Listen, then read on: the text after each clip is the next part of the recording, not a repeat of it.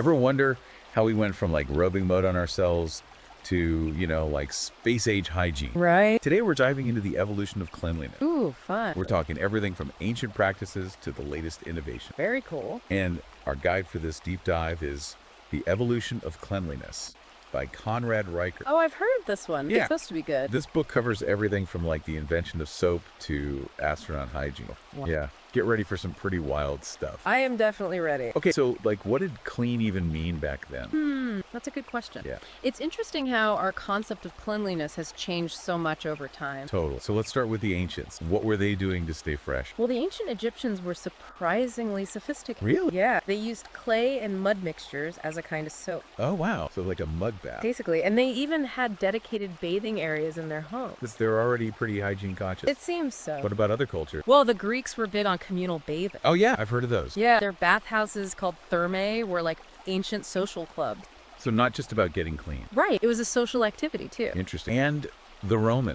The Romans, they took it up a notch. They always did. They had advanced sanitation systems, public baths, and even systems for waste removal and fresh water supply. So like a whole city designed around cleanliness. Exact. For them, bathing was a luxury, a status symbol. More than just hygiene. Absolutely. So how did we go from mud baths to like, actual soap? That's where the science comes in. Ooh, I love the science part. The invention of soap is all thanks to a chemical process called saponification. Saponification. Yeah, it's a reaction between fats or oils Yeah. and an alkali. So basically mixing fat and something alkaline creates soap. That's the gist of it. That's pretty cool. And for centuries, people were using rudimentary methods, and then boom. Soap changed everything. Exactly. So it was a game changer. Absolutely. But wasn't there a point where we figured out that germs were actually a thing? You're talking about the invention of the microscope Right. that revolutionized our understanding of cleanliness. How so? Suddenly, we could see bacteria and understand the link between germs and illness. Oh, wow. Soap wasn't just about being clean anymore. It was about preventing disease.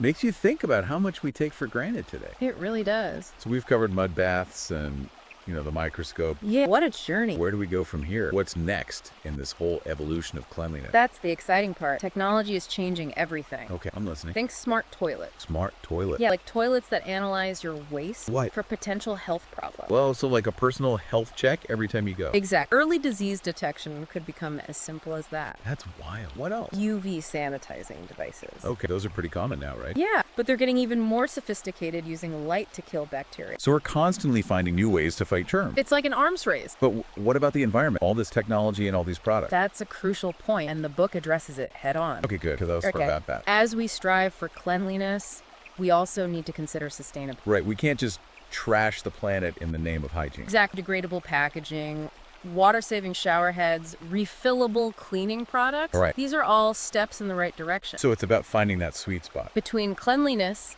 and minimizing our environmental impact. I like that. Okay, shifting gears a bit. I was fascinated by the section on the economics of cleanliness. Oh, yeah. Never really thought about that angle before. It's often overlooked, but it's huge healthcare costs, lost productivity due to illness maintaining sanitation. It all adds up. And as we touched on earlier, access to basic hygiene can vary widely depending on economic status. Yeah, it's a reminder that cleanliness isn't just a personal choice. Right. It's tied to bigger societal factors. Absolute access to clean water, sanitation, even hygiene education. These aren't guaranteed for everyone. So it's not just about having the latest gadget. It's about basic necessities, too. Right, and speaking of influences, did you find the section on hygiene and faith interesting? I did. It's amazing how religious practices have impacted hygiene throughout history. Cool. Like baptism in Christianity or bathing in the Ganges River in Hinduism. They all connect cleanliness with spirituality. It's fascinating how those rituals often serve a dual purpose. Cleansing the body and the soul. And it's not just symbolic. A lot of those practices also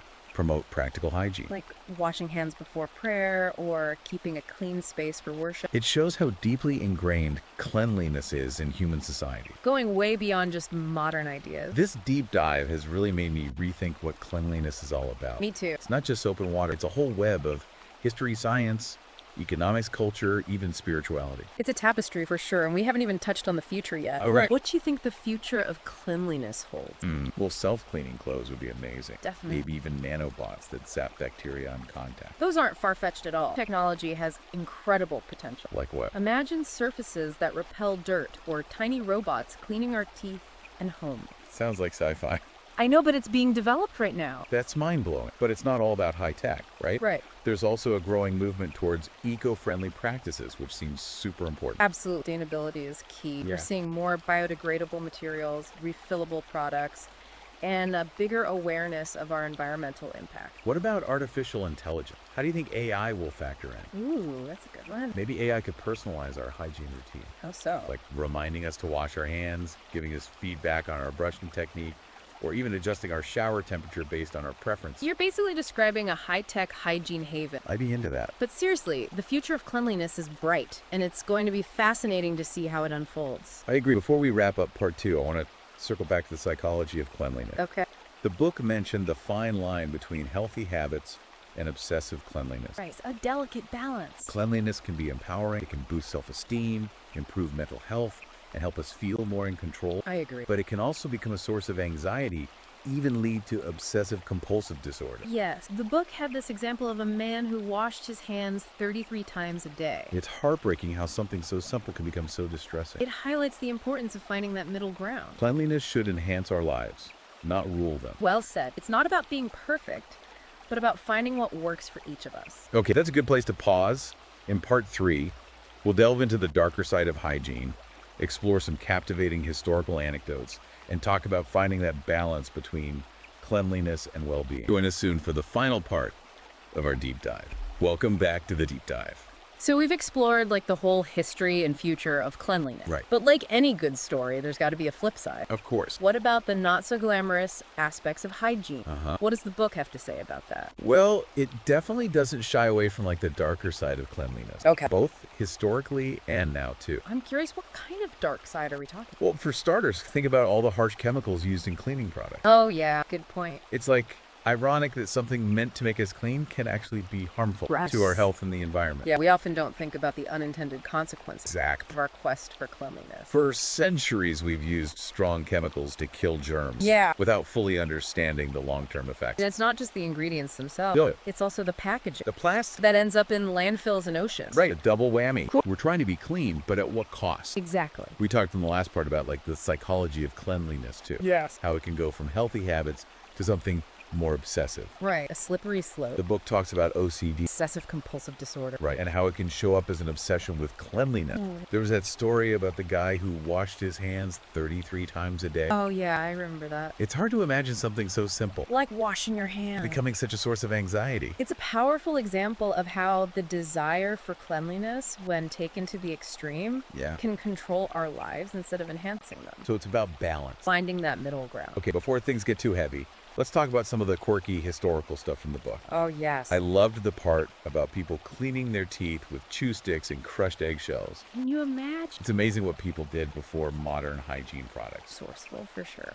It definitely makes you appreciate our modern conveniences. It makes you wonder what people in the future will think of our current habits. Right. They might find them just as strange. Exactly. So as we wrap up this deep dive, what are some key takeaways for our listeners? I think the biggest one is that cleanliness is not a static concept. Okay. It's a journey, not a destination. I like that.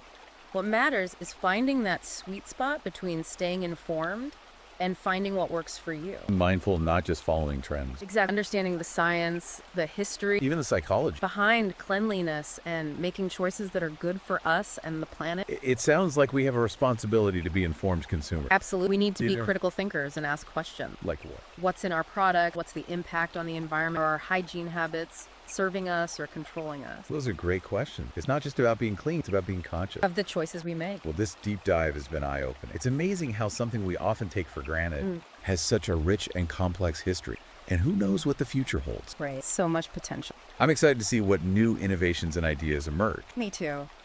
And for anyone who wants to delve deeper into this topic, Yes. we highly recommend checking out The Evolution of Cleanliness by Conrad Reicher. Such a good book. You can find it on Amazon Kindle and Google Play Books. Go check it out. And on that note, we'll wrap up this episode of The Deep Dive. Thanks for listening, everyone. Thanks for joining us on this journey through the fascinating world of cleanliness.